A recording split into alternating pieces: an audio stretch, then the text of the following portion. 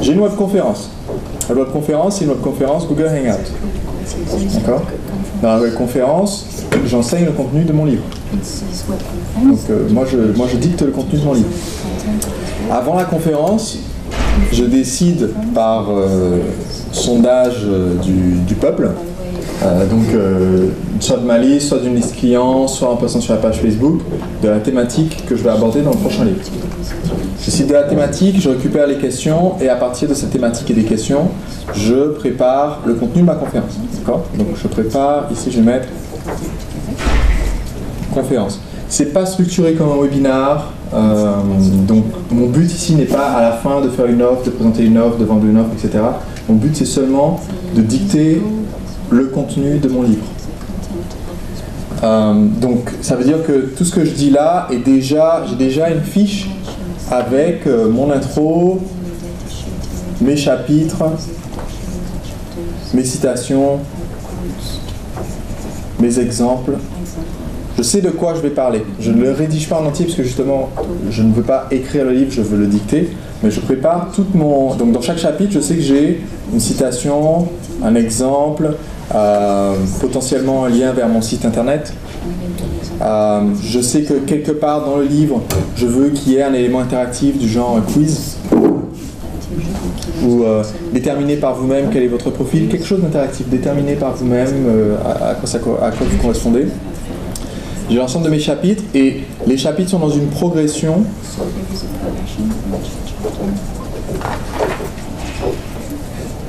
vers donc un produit que j'ai à proposer. D'accord ? Donc à la fin, je vais mentionner, et c'est juste en passant, je dis voilà, si ça vous intéresse, je donne le lien. Donc mon placement de produit se fait tout au long du livre, mais le livre n'est pas juste une page de vente. Il y a du contenu, il y a des valeurs qui sont démontrées avec. Je finis avec le chapitre manquant. Donc le chapitre manquant qui est en fait le lien vers une page opt-in avec ma séquence de lancement. Dans la nouvelle version du livre, je vais avoir aussi au début une offre ici pour aller donner son email et une offre tout à la fin encore pour aller donner son email en échange de bonus supplémentaires. La raison pour laquelle je vais rajouter ça au début, c'est parce que premièrement, tout le monde n'arrive pas à la fin du livre. J'ai redécouvert ce phénomène, tout le monde n'arrive pas à la fin des livres. Et le deuxième point, c'est que au début, si vous mettez, quand on va faire le livre au format électronique, on va faire un Kindle, les gens peuvent récupérer un aperçu qui correspond à peu près aux 10 premiers pourcents du livre. Et donc si on met en fait l'offre du bonus au début en disant félicitations, vous avez acheté le livre, voici les bonus supplémentaires, eh bien on récupère non seulement les gens qui ont acheté le Kindle viennent, mais aussi les gens qui ne l'ont pas acheté ou qui ont fait juste feuilleter sur Amazon vont venir sur la liste. Donc c'est un moyen de récupérer aussi le trafic, même des gens qui n'ont pas acheté le livre. Donc tout ça, je l'ai sur ma petite fiche, comme ça quand je fais ma présentation, je présente tout, je présente au kilomètre. Et cette conférence part à la transcription. Elle part à une phase d'édition, j'appelle. On ne va pas confondre avec l'édition classique, pour moi c'est la relecture, mise en forme, etc. Elle passe à une phase de relecture. Elle passe à une deuxième phase de relecture par d'autres personnes. C'est pas la même personne qui fait la transcription ou qui relit, puisque celui qui transcrit ne verra jamais ses propres fautes qu'il a rajoutées dans votre texte, donc il faut quelqu'un d'autre. La deuxième phase de relecture, c'est mon vrai public. Donc c'est par exemple le livre Le chemin vers le sommet, c'est à vous que j'ai demandé de le lire. Pourquoi ? Parce que vous êtes le public qui correspond à ce livre. Pour le livre les 8 étapes, j'ai demandé à des gens qui étaient prospects potentiels pour les éditions Tout Change. Et ensuite je relis mon livre moi, après que tout le monde ait déjà mis la main dessus. Pourquoi ? Parce que si je vois le livre là, ça sera horrible. C'est ce qui est arrivé à Bill. Quand on regarde la transcription après que ça a été juste transcrit, on voit tous les A, les E, les donc, les phrases grammaticalement incorrectes, etc. Donc je m'arrange pour ne voir qu'un produit presque fini. Donc moi, après ça passe la plus dure phase qui est Cécile,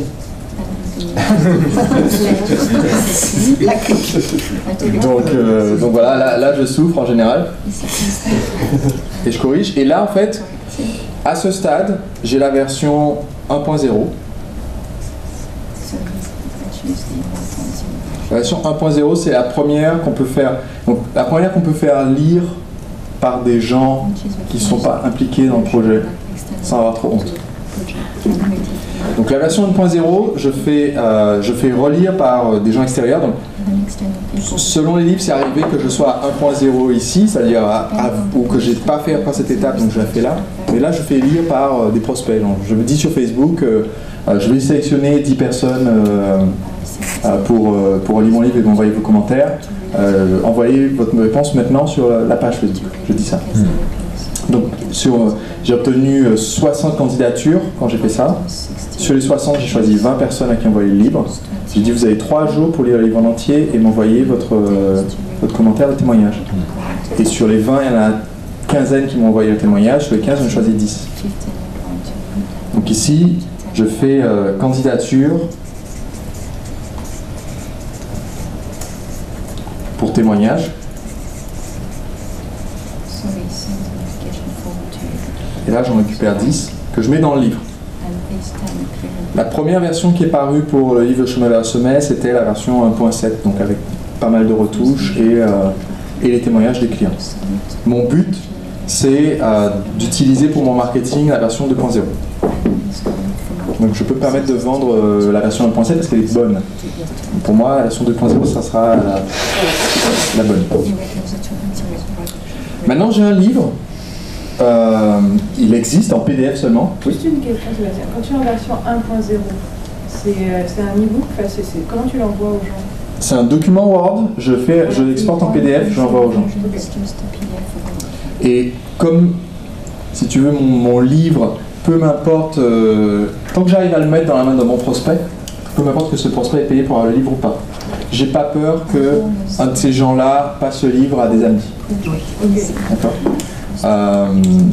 Parce qu'en fait, sans le savoir, il fait ma publicité, donc peu importe, je ne me stresse pas.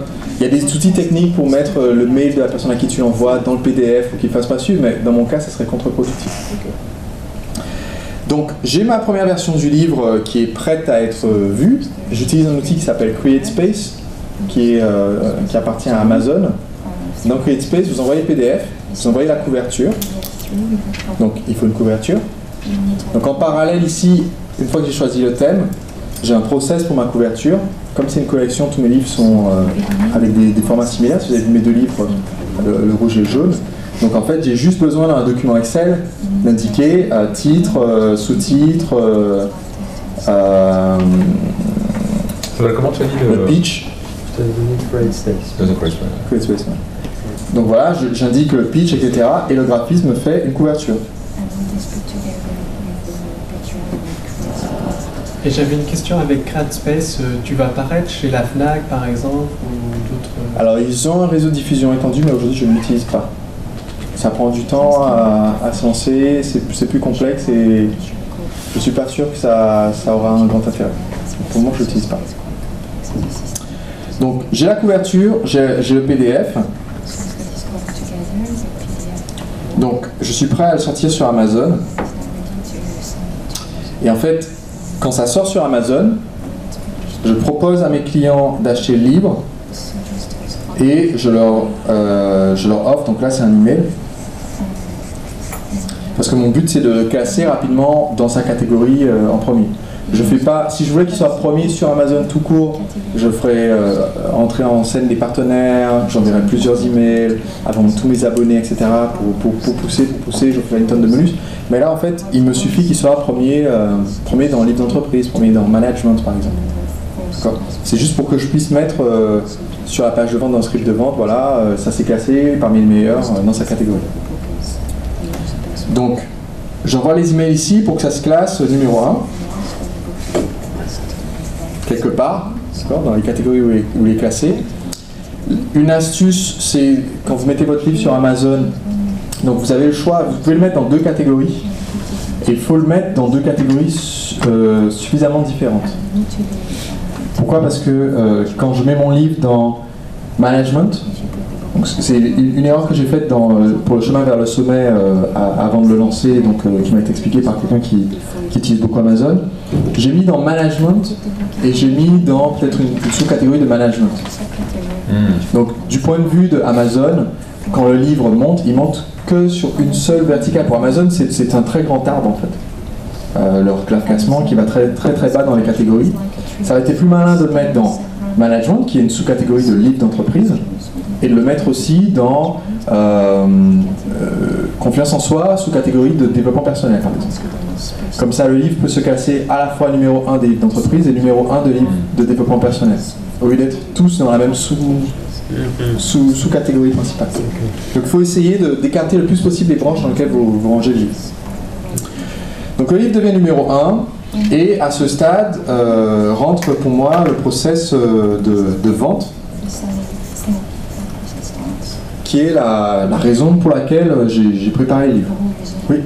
Lorsque tu l'offres à tes clients, est-ce que tu leur proposes un bonus ou...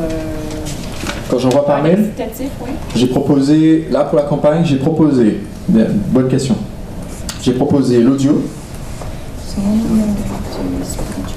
j'ai proposé le Kindle, enfin j'ai dit le livre électronique, mais c'est pour me laisser la possibilité, si ça prend trop de temps de sortir en Kindle, de juste envoyer aux gens le PDF. J'ai pas précisé ce que ça allait être. Et j'ai proposé une webconférence en vidéo où j'allais expliquer comment utiliser Facebook, etc. dans son marketing. À quoi correspond la conférence en question? Au produit qui va être vendu à ça correspond à ça. Donc en fait, ma conférence que je donne aux gens qui ont acheté ce livre, c'est une conférence où je vais leur poser la question qu'est-ce que vous voulez apprendre, c'est une conférence où je vais parler le livre d'après, et ainsi de suite. À chaque livre que je vais sortir, j'essaie d'avoir un truc qui soit aussi circulaire que possible, qui s'entretient tout seul. Donc en fait, à chaque livre, ce que je leur offre, c'est la conférence qui permet de préparer le suivant. Du coup, ils ont envie d'acheter le livre suivant, puis ils vont avoir la conférence pour le livre d'après, et ainsi de suite. Ça continue comme ça.